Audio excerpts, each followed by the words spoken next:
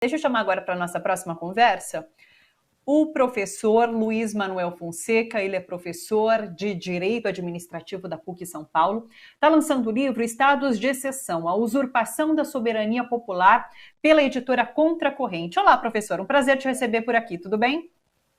Oi, Thalita, tudo bem? Prazer estar aqui e conversar com seus telespectadores.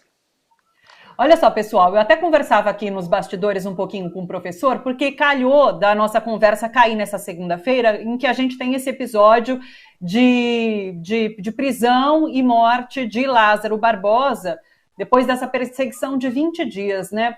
E aí, quando a gente fala sobre estado de exceção, até conversava com ele, como que a gente pode analisar isso que aconteceu hoje? Inclusive, eu conversava com a Lourdes Nassif agora há pouco, professor, e a gente falava sobre como o que aconteceu hoje acaba deixando explícito essa república de bananas em que vivemos e não um regime democrático que deveria tratar de outra forma um episódio como esse, né? Então eu queria que você começasse nos falando sobre isso, sobre o que configura esse estado de exceção. A gente pode considerar que vivemos aqui no Brasil nesse momento um estado de exceção e como esse caso de Lázaro Barbosa reflete essa discussão. Obrigado, Thalita, pela pergunta. Ela é muito importante porque ela ajuda não só a trabalhar com os conceitos, mas ilustrar alguns aspectos e com um tema contemporâneo, como foi hoje essa situação envolvendo o Lázaro, que estava ali sendo perseguido pela polícia por conta de vários crimes atribuídos a ele.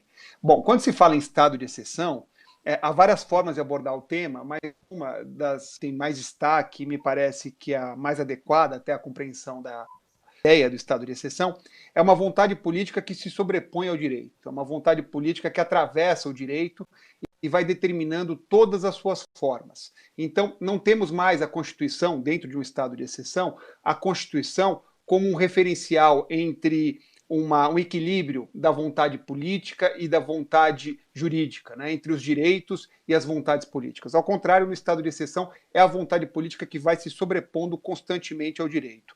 E é uma forma, então, uma forma jurídica, uma forma político-jurídica de autoritarismo. O estado de exceção, ele é compreendido, desenvolvido, estudado desde o início do século passado. Teve um grande expoente, que foi o Carl Schmitt, que analisou o tema no contexto dos estados totalitários da primeira metade do século XX, mas é um tema que se apresenta atual para se entender o autoritarismo do nosso tempo. E o autoritarismo do nosso tempo, ele não tem a mesma configuração dos modelos autoritários da primeira metade do século XX, ou mesmo dos regimes autoritários, chamados de ditaduras, da segunda metade do século XX. Isso porque o autoritarismo do nosso tempo, ele é fantasmagórico. É uma primeira característica que deve ser ressaltada e que é muito importante, que o autoritarismo do nosso tempo, ele não se apresenta com uma data certa, um dia, um mês, não é um evento específico que mostra o autoritarismo estabelecido. Ele vai se construindo gradualmente. Então esse é um primeiro ponto que é importante. Basta tomar como exemplo, a gente não ficar só no exemplo do Brasil, o que acontece em El Salvador, onde o presidente ano passado levou pessoas a centros de contenção, esse ano ele destituiu 5 ministros da corte, antes disso ele invadiu ali a própria Assembleia Nacional dentro de uma pauta legislativa e sentou na cadeira do presidente do Congresso Nacional deles. Então nós não temos uma marca definida no tempo, ele se dilui ao longo do tempo. Pedro Serrano até chama de autoritarismo líquido, por conta dessa característica fantasmagórica. Uma outra característica importante é que o autoritarismo do nosso tempo ele é fragmentado. Fragmentado porque, ao contrário daqueles modelos totalitários do passado, ele não tem a pretensão de tomar todas as instituições e todos os âmbitos da vida privada de uma só vez, dominar tudo de uma vez. Pelo contrário, ele escolhe, por exemplo, o meio ambiente e ataca o meio ambiente, a vontade política atravessando a Constituição. Depois ele volta e toma a educação e a cultura. Volta e assim vai sucessivamente em vários campos da vida civil. Liberdade de imprensa, depois parece que respeita a liberdade de imprensa. Então, e essa é uma característica muito importante de ser ressaltada, porque para muitos, com dificuldade de compreender o que é o autoritarismo que acontece hoje, parece uma fraqueza, parece que o regime autoritário não consegue se estabelecer. Mas ao contrário, é a característica marcante do nosso autoritarismo que graça aí o mundo inteiro nesses dias atuais, que é o autoritarismo que se estabelece com esses ataques fragmentados. Esse é o modelo que é o modelo primordial. E dentro dessa ideia, a necropolítica é o destaque do regime autoritário que acontece nos dias atuais. A necropolítica é a definição não só no campo da segurança pública, mas na cultura, na educação, em vários programas políticos de governo, a ideia da exaltação da morte e o governo tendo um controle muito forte sobre quem vive e quem morre. Então a necropolítica pode acontecer no sistema prisional, no sistema de segurança pública, com políticas autoritárias e violentas. Basta lembrar aquela clássica passagem do então governador falando sobre atirar na cabecinha de pessoas que parecessem que fossem ali, tivessem portando armas. Então, é um anúncio que produz, inclusive, culturalmente, a ideia da capacidade do Estado de ter a gestão sobre a vida e a morte das pessoas. Uma necropolítica pode aparecer em saúde pública, dizendo não vou comprar vacinas, as pessoas não vão ser vacinadas, fomentando que as pessoas não usem, que desobedeçam muito em relação à pandemia do Covid-19. Então, necropolítica acontece em todos esses campos. Lógico que o confronto específico que aconteceu da polícia e o Lázaro, eu não tenho detalhes para poder dizer, e eventual confronto e até mesmo ataque do Lázaro contra a polícia, a reação natural seria a polícia atirar contra ele. Então, dos detalhes da operação em si, não é possível que eu faça algum comentário sem ter a informação. Mas já posso adiantar que a fala, por exemplo, e a postagem do presidente da República sobre um CPF cancelado é inadmissível e é extremamente violenta contra o Estado de Direito. Porque no Estado de Direito, isso não pode ser celebrado por uma autoridade pública. Uma autoridade pública não pode simplesmente celebrar e de uma forma jocosa com a morte do outro, seja ele quem for, porque há uma instituição, há institutos que devem ser observados. Então, anunciar a morte é uma situação. Anunciar a morte diante de uma situação de conflito, a ser apurada se foi ou se não foi, é uma outra circunstância. E uma terceira, uma outra circunstância é simplesmente celebrar a morte de alguém. Então, essa fala específica, essa postagem do presidente, por exemplo, mostra o quê? Uma produção cultural de uma necropolítica. E a necropolítica é um elemento de destaque em estado de exceção, onde a vontade política, que ela é fomentada por essa captação de vontades populares que vão se exaltando e vão se sobrepondo às instituições jurídicas e à Constituição Federal, elas prevalecem. E aí é o caminho para a barbárie, né? Inclusive, essa postagem de Bolsonaro, CPF cancelado, é uma gíria usada para execução. Então, quando ele coloca uma coisa como essa, é claro que levanta ainda mais dúvidas sobre o que foi esse confronto entre Lázaro e a polícia, porque é uma gíria usada para execução, quando você coloca CPF cancelado. Professor, até que medida, até que ponto a gente pode continuar chamando o que a gente vive hoje aqui no Brasil de regime democrático, diante de tudo isso que você expõe para a gente? A gente vai agora passar por uma eleição, a gente acredita nisso em 2022, não sabemos se o resultado desse pleito vai ser respeitado, porque desde hoje já existem essas dúvidas sendo colocadas pelo próprio presidente da República em relação à fraude no sistema eleitoral, essa discussão descabida que se faz agora sobre voto impresso. Então, até que ponto a gente pode chamar isso que a gente vive hoje de democracia? A gente vive, na minha análise, uma situação de ascensão permanente do autoritarismo. Agora, o autoritarismo é como um traço predominante desses regimes que atacam a democracia nos dias de hoje. Ele tem esse traço que eu falei dele ser fantasmagórico, dele não ter um dia e uma hora marcados. Então, pensando aqui na história do Brasil, a ditadura militar ela se estabelece ali em 1º de abril de 1964. Alguém pode dizer, não, foi no dia 2 de abril por conta do ato institucional, mas a gente tem datas referenciais muito claras para poder firmar o começo do regime autoritário, de regimes de exceção.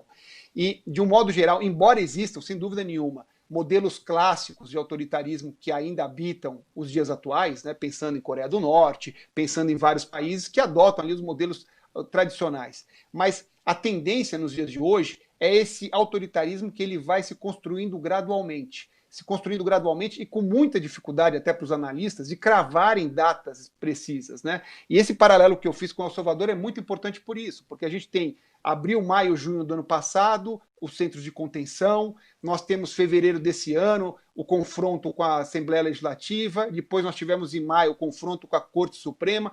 Qual foi o momento do autoritarismo em El Salvador? É difícil dizer. Está estabelecido, não está? E no Brasil, eu não tenho dúvida que nós estamos num processo de construção permanente de um regime autoritário com a destruição permanente do regime democrático, mas com essa dificuldade, muitas vezes, da compreensão por parte da sociedade de um modo geral, porque não se tem um dia onde se fica uma bandeira, onde se apresenta uma saudação específica, como no regime nazista no passado, não tem esses signos. E tem mais uma característica do autoritarismo do nosso tempo, que é importante destacar, que ele é dissimulado.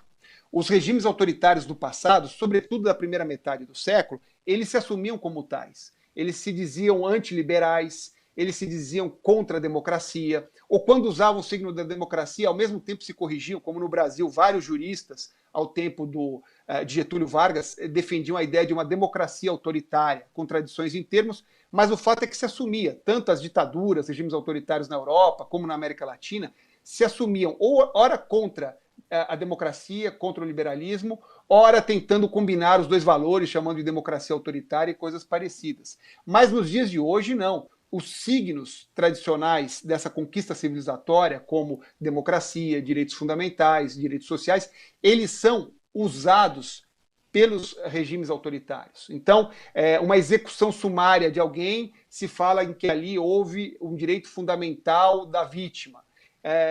Uma medida contra um ministro da Suprema Corte querendo o impeachment dele, se fala que isso é em nome da democracia.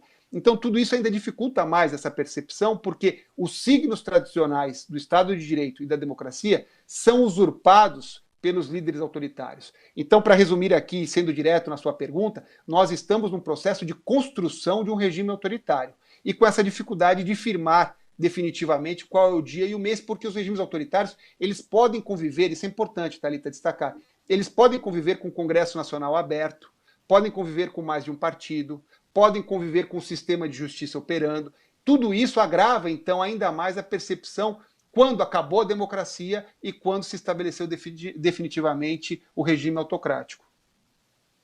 Puxa vida, me sobrou tão pouco tempo, olha só. Você sabe, professor, outro dia eu conversei com o ex-secretário executivo da OEA, Organização dos Estados Americanos, sobre essa questão do que o Brasil vive hoje. E a gente conversava sobre como frear essa ascensão do autoritarismo aqui no Brasil. E ele falava sobre as instituições precisam responder nesse momento ao que é colocado em dúvida, como o nosso sistema eleitoral. Eles precisam colocar aí um limite, né, que não pode ser ultrapassado em relação a esses questionamentos que são feitos pelo presidente da República. Mas eu vou querer conversar com você sobre isso e talvez uma outra oportunidade. Eu queria que você falasse sobre o seu livro agora, inclusive. A gente tem o site para quem quiser comprar o seu livro. Me fala, o que a pessoa que for comprar o seu livro vai encontrar? Fala um pouquinho sobre o livro.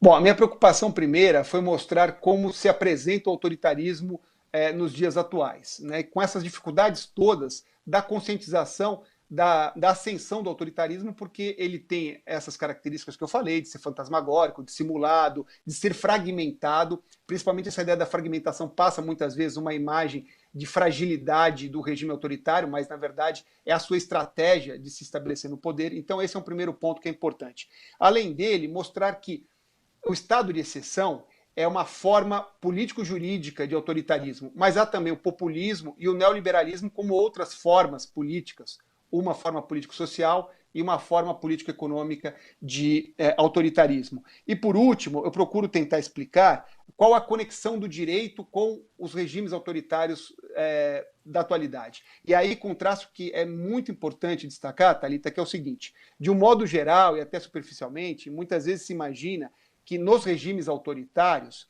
existe uma subjugação do direito. Quer dizer, o direito foi vencido, o direito está subjugado. E não é isso que acontece em nosso tempo. Quando se estabelece o autoritarismo, ou quando ele está em construção, como é o caso do Brasil, o direito ele se torna um aliado. Ele é gradualmente ele muda de lado. Então, e quando eu falo direito, eu estou falando da produção legislativa, eu estou falando das políticas públicas do Executivo, eu estou falando do papel do Ministério Público, do Poder Judiciário, dos juristas, a produção científica nas academias, na Faculdade de Direito. Então, todo esse corpo, que é o corpo jurídico, quando se fala em ascensão do autoritarismo, nós estamos falando de, gradualmente, o universo jurídico mudar de lado. Ao invés de ser uma resistência a essa ascensão, na verdade, ele passa a dar legitimidade. Porque o direito ele tem uma capacidade, Thalita, de dar uma pretensa, um verniz de racionalidade a afetos políticos, né? Então, aquilo que muitas vezes é um gesto bárbaro, uma violência, um ataque contra a liberdade de expressão, contra o ser humano, O direito procura ali, por uma política pública, por uma decisão aqui ou ali, ele procura dar um viés de racionalidade àquilo que não tem espaço. Basta um único exemplo sobre isso, que é o projeto Escola Sem Partidos, por exemplo, né? Então, um ataque violento à palavra, uma interdição ao diálogo, passa ali pelo direito a tentar ter um verniz de racionalidade quando se tem alguma lei aprovada nesse sentido. Que preocupante tudo isso que você nos traz, mas que bom também termos vozes e nos ajudando a compreender esse momento que a gente passa. Professora, a gente já quer uma próxima participação, tá bom? Mas eu me despeço por aqui. Obrigado. Quero agradecer demais a sua participação hoje. Muito obrigada. Até uma próxima, então. Eu que agradeço a oportunidade de conversar com vocês. Obrigado. Até a próxima.